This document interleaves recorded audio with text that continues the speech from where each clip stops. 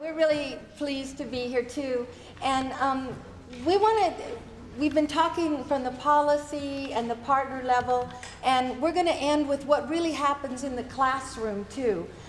So I'm thrilled to have my Level 7 ESL teacher with us who's really helped us transform how we think about bridging classes. And your question of the day is, how is MiraCosta's ESL program like a pear? or used to be like a pear, okay? Goodness, that doesn't show up very well. Okay, a little bit about our program. We're from one of the best community colleges in the state. And certainly one of the best non-credit programs. In the Southern League. Yeah. We're medium-sized. We have the adult high school, ABE, GED program, and FTS is like ADA. We're on 9-week terms.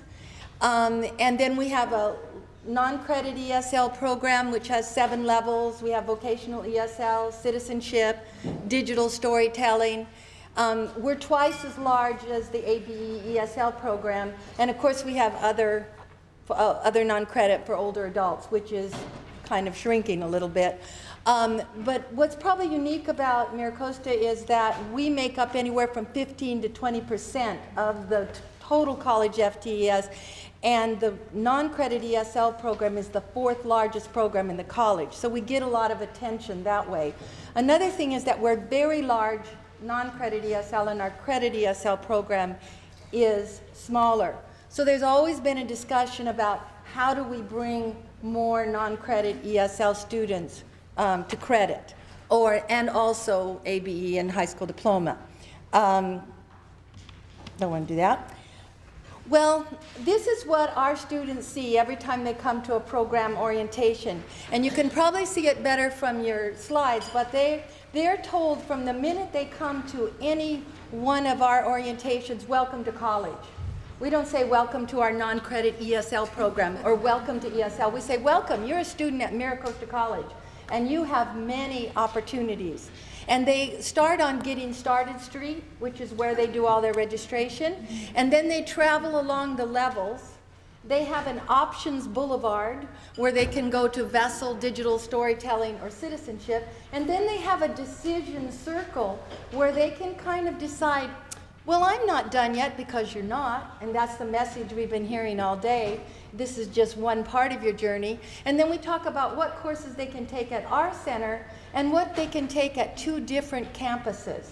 So the message is always, you know, you're in college. How many people here are from a community college, okay, that have non-credit program? Because the next question, you're going to smile. How hard can it be then? We're a college. We've got it all together. Transition's really easy. You just take them here and you move them over here. Gretchen's shaking her head. It's hard, guys. And it's hard for a lot of reasons. There's different locations to register for different programs. There's different applications. There's different tests, as the cohort heard yesterday, and the cohort's going to hear tomorrow.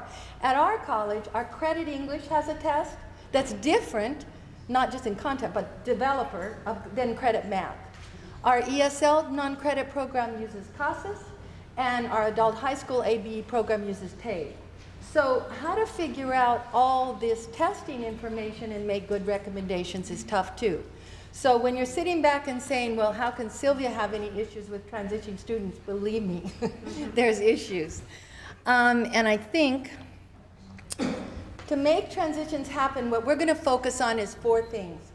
There's things that we felt we had to do to change the structure of our program. And I want you to think about the issue about the environment that a student finds success that they talked about today.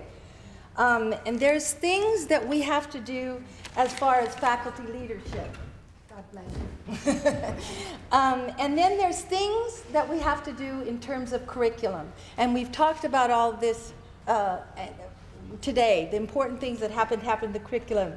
And then there's the whole transition support. And we have really decided it's very high touch. And there's just no way, we can't figure out a way around that. So given that it's very high touch, what can you do in this budget climate and with limited resources? So here it is. There's Miracosta. I know from now on people are going to say, oh, you're the pear lady. What I wanted to talk about was in 1998, this is kind of what our program looked like. And this is not a program, if you're going from the bottom to the top, that you're going to get very many people out. We had a lot of immigration in 1998 and lots of beginning level students. And every dime we got, we put more beginning level classes. I mean, you know, we were meeting the need. We served students anytime they wanted to come for anything they needed. And so students were kind of floundering through. And then on the top, that was our advanced club. These students have been with us for years now in this wonderful, comfortable zone. And every year, they got better, and their skills got higher, so nobody could get in the club. It's not possible to get in the advanced club. So we definitely had to look at those problems. We talked to our students too, and they didn't know how to really move through the program. They were certainly happy in their classes, but if you asked them, well, you know, they said to us in focus groups, well, how do we get out of this program, or how do we go to the next program? And remember that our advanced students never left. And we didn't, even though we were 10 miles away to our credit program, we didn't really talk to each other. So we tried, but we were really busy in different things, and we weren't really communicating well. And I take just as much responsibility for that as my credit colleague. So what do we do? Everything I'm talking about, if you go to our website at miracostacollege.edu, Noncredit ESL is up there. We've got our outcomes, our assessments. We might have stolen them from you. If we did, we put your name on them, but please steal them from us, because I love adult education. We're a very sharing group. First thing we did is we said, really, our students aren't so different than some of the students we've been talking about in terms of they don't have forever to go to school either. So we decided that we were going to structure our program into terms. And the purpose of the terms, the 9-week terms, was to take a look at them every 9 weeks and say, are you ready to go or not? You don't have to go, but if we have student learning outcomes and we have assessments, let's take a look and see if you're ready to go. What came out of that, of course, is our persistence went way up, because students can commit for limited periods of time, just like at the college. They can commit to that, and then they have to stop out, and then they can come back maybe. And also, we promoted about 50% of our students every 9 weeks, we found out.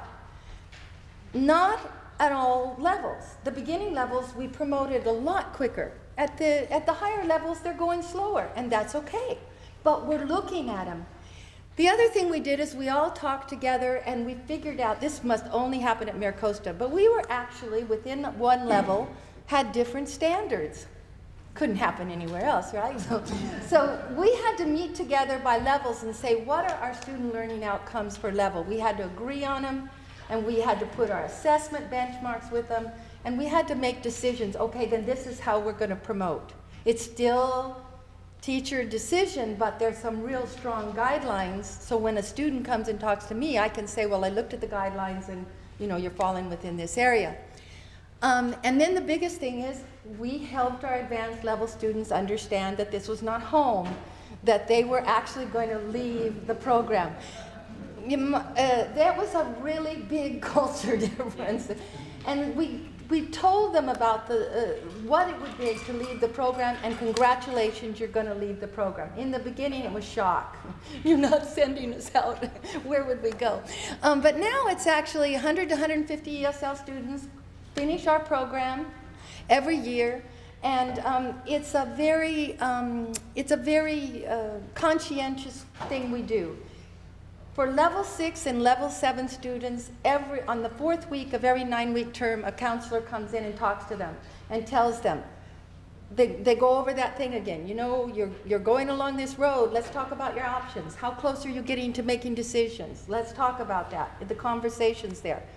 Level 7 students, every 9 weeks, they meet individually with a counselor. If they're going to be promoted, they meet. And if they're not going to be promoted, they know it's coming. So they're meeting with a counselor.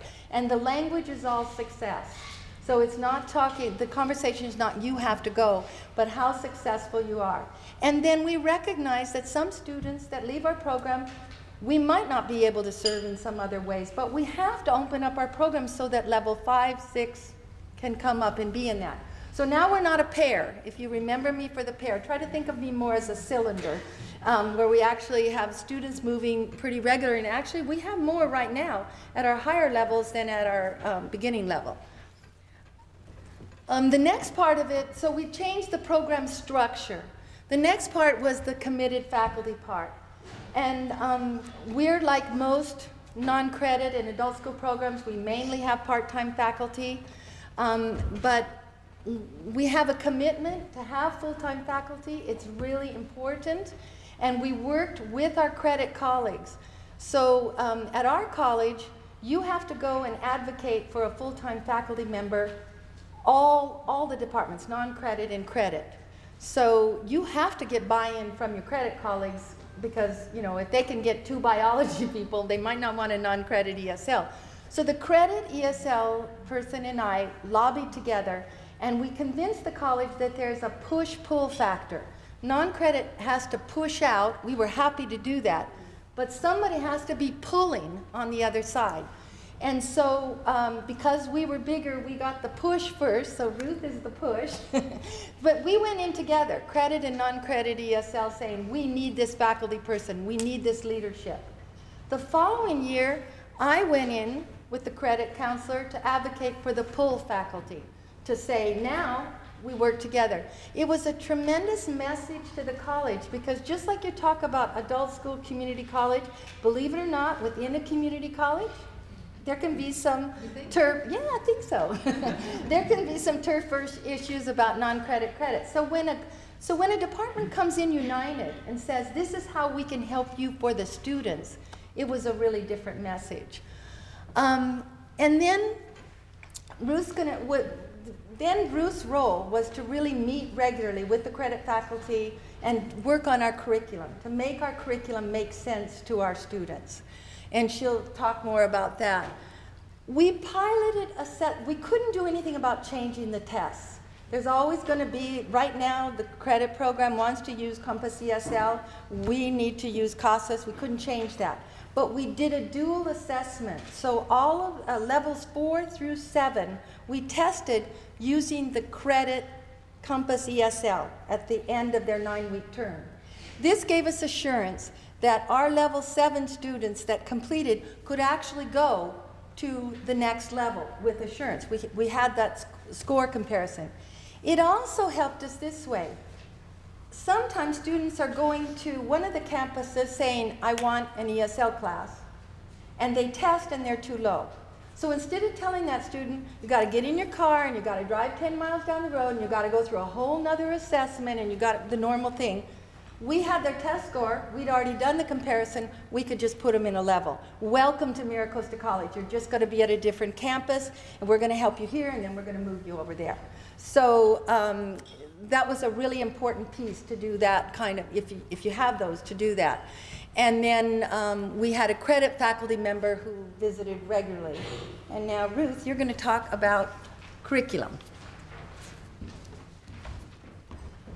So we've heard a lot of great ideas this morning and this afternoon also. And talking about curriculum, I'm going to sort of show you what the Level 7 class looks like. And it's kind of the practical side of a lot of what we've heard this morning. First, there's the focus on academic study skills, and that's with preparing the students for college. And that includes study skills like note-taking skills, and that can be done, I'm sure each instructor does note-taking skills differently in their own way. I've done it where I would present the students with a note-taking sheet that has blanks where they have to fill in the information based on what they're hearing, whether it's a lecture. I've also used it as a revision tool, where if it were reviewing a point, let's say a grammar point that the students already know, I would give it to them first and let them fill in the information that they already know. And then I do my class, and they see just how much they may remember based on what they may have studied in a different level. And I also reinforce the importance of those note-taking skills by sometimes allowing them to use those notes on tests. You know, so here they see if they took these great notes, they will probably do really well on the test. So practicing skills like that, note-taking, reading and writing, we heard earlier how those two should go together. And I think it makes sense, because if we're talking about reading and talking about identifying the main idea, it's really easy link to show how the main idea can be connected or is connected to the topic sentence in a paragraph, or supporting detail is connected to supporting sentences and your concluding sentence and so on. Also with reading skills, we talk about learning how to make inferences. We talk about vocabulary, the importance of learning how to guess the meaning of a word in context. ESL students have that little electronic dictionary that's very much their friend, but we try to pull them away from that as much as possible. We say, okay, look at the entire sentence, look at the entire paragraph, see if you can maybe guess the meaning before you go to your electronic dictionary. So focus on those kind of academic skills. Homework, time management, there was a lot about self-management, also time management. Those skills are important not just for school, just in life in general, you know. So teaching something like this, we try to have that built into our level 7 class. So teaching something like that helps them if they do want to go on and continue, but also the ones who may say, well, I want to be able to work with my kids' homework, or I want to be able to talk to my kids' teachers. They need to have these skills also. The next point is the EL Civics. At level 7, we do the education unit, and this is tied in with looking at a college schedule. Here we also try to use the college schedule as text. We give each student a college schedule, they can look at it, they learn how to read it, they learn how to choose a course. They practice speaking to a counselor. That is done. Sylvia mentioned that our terms are 9-week terms. That's usually done at the term that's closest to the end of the credit semester. So at the end of that particular 9 weeks, if a student is ready and they've done the placement test and so on, they can go directly to a credit class. With this particular EL Civics unit also, in level 7, it's tied into a class project that we're working on, where students are writing creating a flyer about themselves. And in this flyer, they do 3 main paragraphs. One paragraph talks about their goals. We heard a lot about goals. The second paragraph talks specifically about their career, a particular career that they're interested in. At that point, we bring in some great resources. We have our librarian, who is a great resource, and he comes to the class and he shows the students how to find information about specific careers using a library database. So, and this is also getting them started with research. So they're doing this tiny bit of research on a particular career and using that information to create their second paragraph that goes onto their flyer. And then the last paragraph talks about the educational path to get to that career. And so they write about the classes that they need to take, probably how many units they will need in order to complete this particular career, if it's a certificate. And they create this flyer with their picture on it, and at the end of the term, it's like they have a very clear idea of where they want to go and possibly how to get there. Credit and non-credit faculty meet we've had great collaboration. On the credit side, we've met with the instructors that teach the class that Level 7 leads into.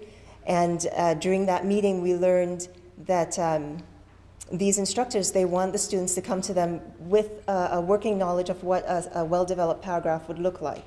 You know, and that's because that's where they start. At the end of that semester, they're working on essays, but they start off at the paragraph, and so they feel if the students coming to them could have a clear idea of how to create a well-developed paragraph, a genre-specific paragraph, then they're happy. So that was great information. You know, we took that information, and in Level 7, we focus on the paragraph.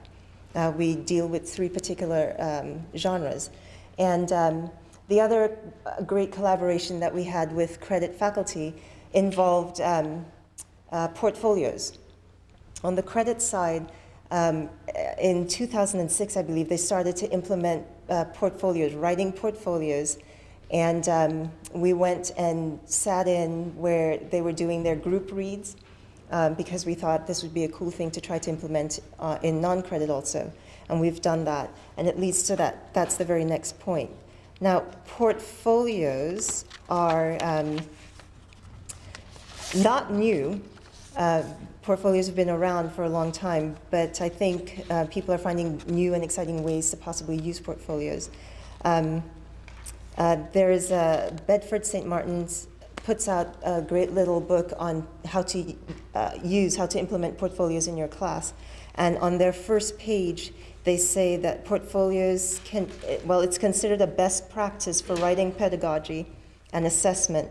And with portfolios, students can become more effective judges of their own work and therefore more active, intentional agents of their own learning. And that's what we've been talking about these last couple of days, you know, having students become more active learners, learning how to do some self-reflection. That last quote was actually from a report that was written by Lloyd Bond, and he did a report for the Carnegie Foundation. That report is titled Toward Informative Assessment and a Culture of Evidence. So it's clear, portfolios are great, portfolios are necessary. Portfolios, they're a great idea. Like I said, on the credit side, they started to work with portfolios in 2006. And the way that they did it, they had their ESL classes, but then also their English classes, because there's the ESL 802, 803, but then there's also like a mirror English 802 and 803. Both classes pretty much cover the same content. They're just geared towards different students, and they lead to the same place. And so these 2 groups come together and they do this portfolio project.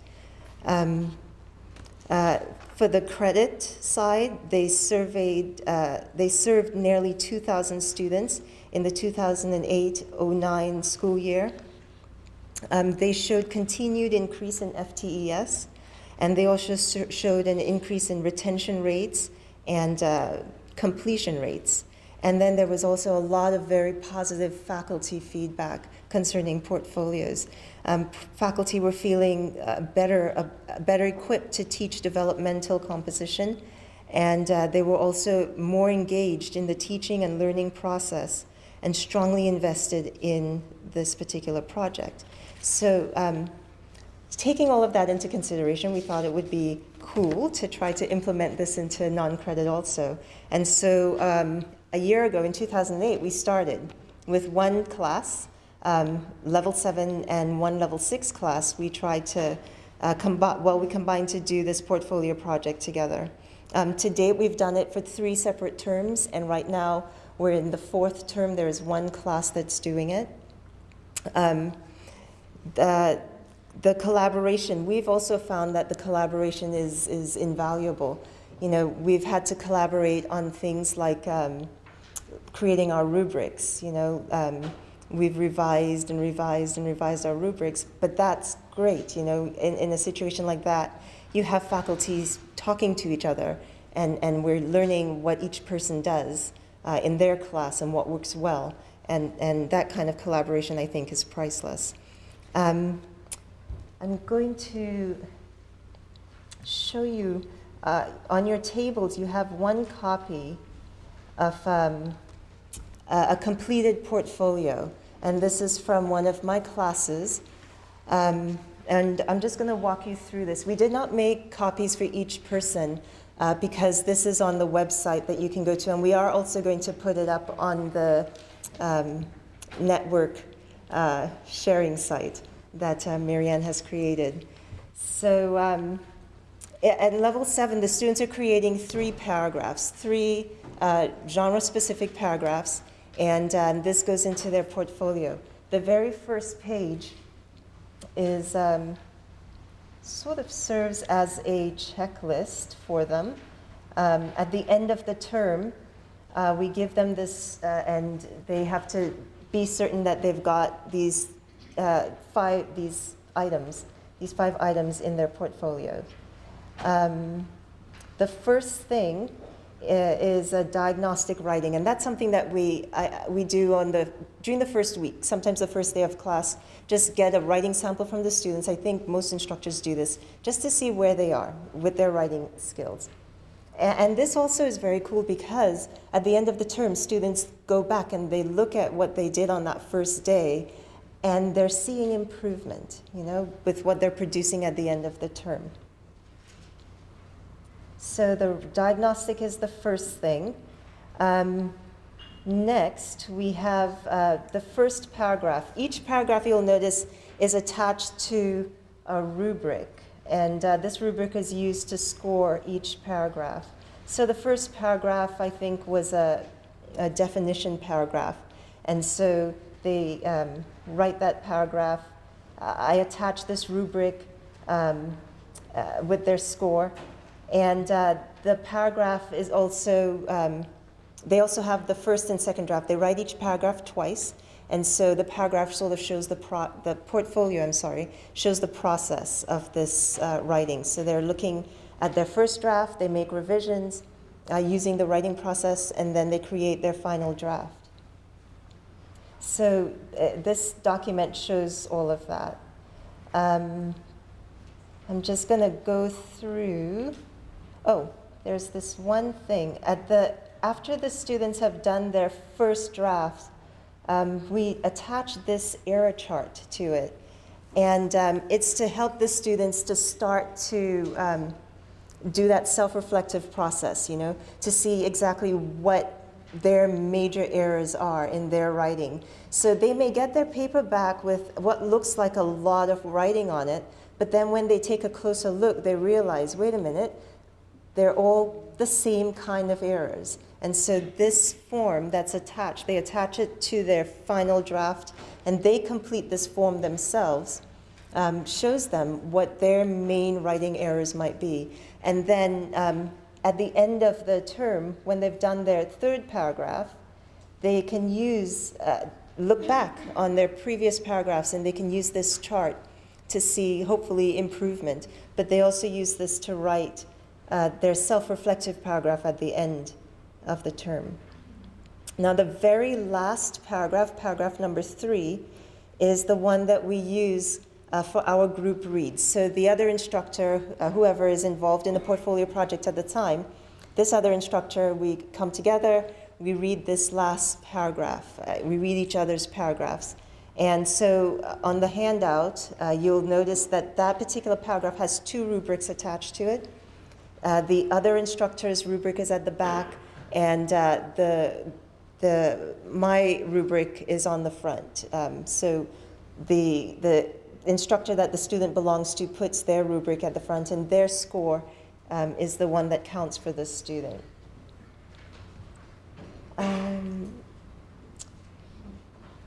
We talked about the self-reflective paragraph, which is the last thing that goes in.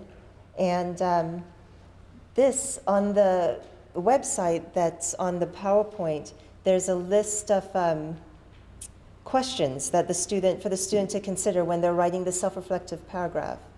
And what was really cool this time around, and in this sample, you'll notice that there are two copies, there are two drafts of the self-reflective paragraph.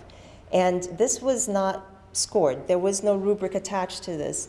But the students decided, I returned it to them and I said, okay, take a look, see if you find any errors. I didn't write anything on their papers. And I was really impressed with the revision that they were able to do on their own without any kind of feedback really from me. And a lot of times the feedback from the students in this self-reflective paragraph was very positive, I think, because they were starting to see themselves as writers. They were able to identify what their main errors may have been, and so they know how to, what they would need to do in order to avoid those errors. And that knowledge, I think, is half the battle right there, right? So this portfolio project has been very exciting, and we're looking forward to continuing to implement it to, like I said, our level 6 and level 7, continued implementation in this, at least twice a year throughout the school year. Okay, I think we're going to go on now to talk about NC2C, which is our collaboration with the credit side. Very briefly, because we will end right at 4. Thank you. I hope you see from what Ruth said that many times students coming into level 7, you may be thinking to yourself, yeah, but not everybody has the goal to go to college.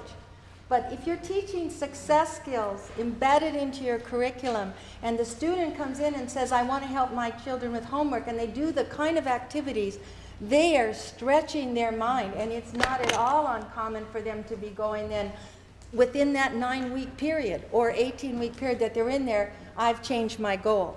So at one time we thought about having a split, like having a level 7 for career, a level 7 for non-academic, level 7 for academic, but we've found that embedding success into that level 7 still allows them to go in all the ways that they want to go. You've done a wonderful job.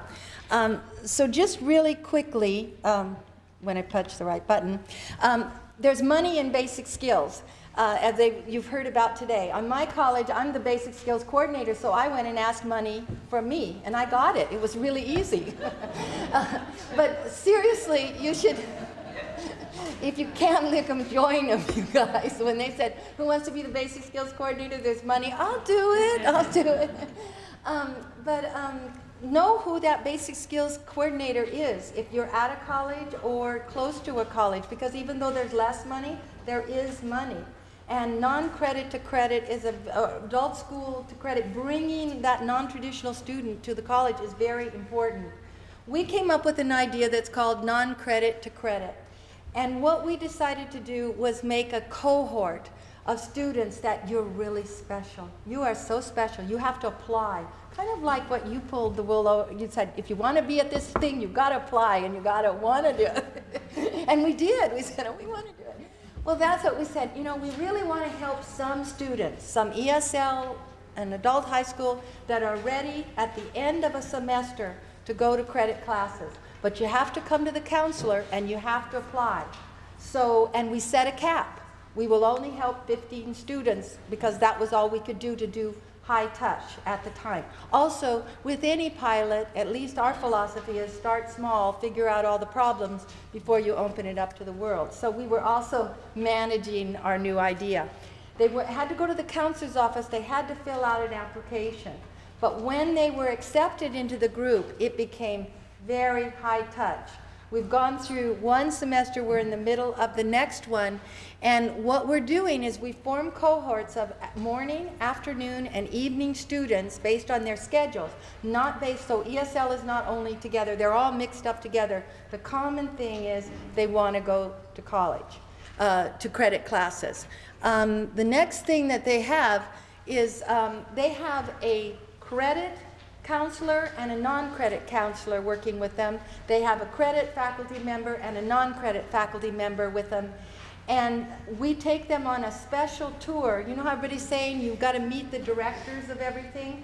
Well, we take them on the tours to all those offices. They give them out their business cards. I'm here to help you. The students are walking around with all these business cards. This is where you go for financial aid. This is where you go for enrollment. This is where you go for student games and where all the activities are. We always take them on a day. There's a college hour with a band and everything. Oh, wow, this is great. We give them free lunch tickets to eat in the cafeteria. That's always a big hit. And we just say, you know, everybody comes up. If the president happens to be around, he'll drop in and say, I'm so glad you're here at Miracosta College today. We can't always guarantee that, but we always make sure that some bigwig comes in and says, oh, I'm so glad you're here. And then at the end of that time, we walk them through all the steps. That's the high touch part. Even telling them there's a application online in the lobby for some of our students is a big step to take. So if a counselor goes with them and gets them started and then leaves them alone, we check on them. Have you done your financial aid yet? We do the workshops, but then we have to follow up with them to build the confidence. I learned something really important yesterday that I should know, but I didn't. And that's the student, our target population identifying themselves as students. I think that's a very powerful message. We're so good in adult education to say, you're a parent, you're a worker, we recognize all their roles, but I think it's really important we emphasize the role that we believe they can be success in, and that is as a student. So then when they see student services, it means for them. And when they see student activities, it means for them. I mean, that's the message I'm going home with today, and I really thank you for that. This is real small numbers because we're just piloting, but when we did it the first time, we had 13 students and 8 of them made it over. They're over there now and they're continuing to go and they're tremendously happy. This time our target was 15 and we have 20. We just had to lift it because word of mouth starts going around. I had one student come in my office and say, it's a no-brainer. That's what you really want your students to say. Why shouldn't I get involved? So we think we're starting something that we can institutionalize and say, okay, we know it takes high touch, and this is the kind of high touch that it takes. And I think that it's making our credit and our non-credit folks feel really good about what we're pulling together. So that's Miracosta's efforts in a nutshell. We have so much to learn, and we've made a lot of mistakes, but we thank all of you for sharing with us, and we hope we gave some examples to you. Thank you very much.